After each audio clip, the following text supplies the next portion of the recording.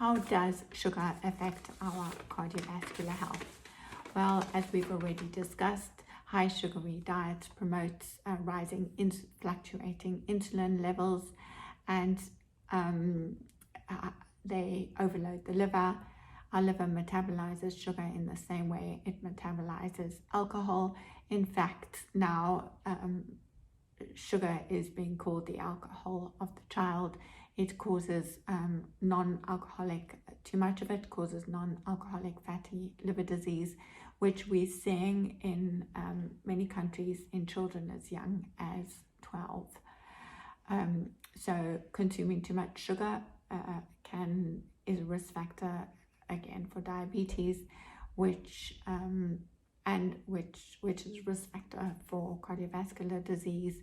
It has also been shown to cause high blood pressure and chronic inflammation, both of which are pathological pathways to heart disease. When it comes to mental health, diets high in refined carbohydrates and sugars trigger a cascade of chemical reactions in our bodies that promote chronic inflammation. In the long term, this disrupts the normal functioning of our immune system and wreaks havoc on our brain, giving rise to problems such as ADHD, Alzheimer's disease, depression, and schizophrenia. So what is the solution?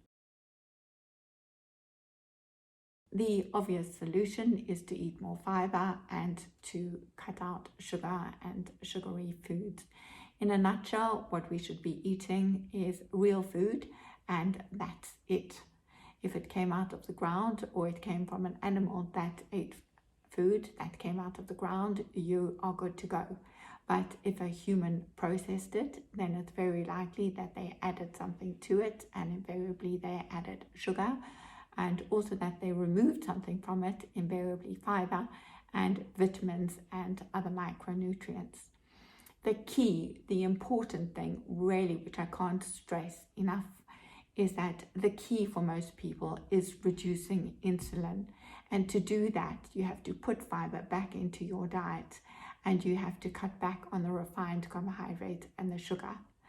If you buy food that has a nutrition label, it has been processed. And if you look on the nutrition label and sugar is any type of sugar is one of the first 3 ingredients, then my advice to you is to regard it as a dessert and to put it back on the shelf. Exercise is also important. It's something that everybody can do to improve their metabolic health, even if weight loss isn't an immediate consequence. For every molecule of sugar that we absorb, you can either burn it, which doesn't require insulin, or you can store it, in which case you need insulin. Burning it is obviously the best option, and the best way to burn it is to exercise.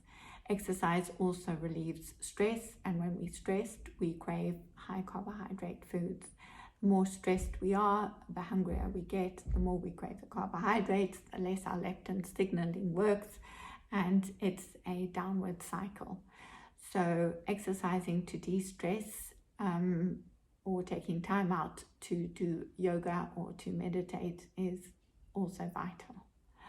I hope this little video has helped get the message across about the harmful impact that sugar has on your health.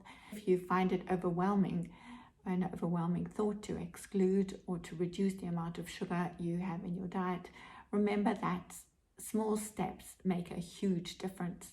Start by looking at nutrition labels and becoming aware of added sugars, and try and substitute the high sugary foods with healthy alternatives, remembering always that the closer the food looks to its natural form, the healthier it is. When it comes to exercise, make a conscious effort to move. Start walking and counting steps, and limit the amount of time you stay seated and immobile.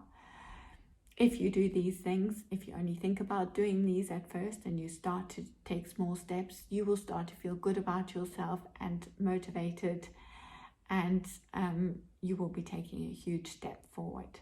So from today, start thinking smartly about your food choices and exercising, and stay safe.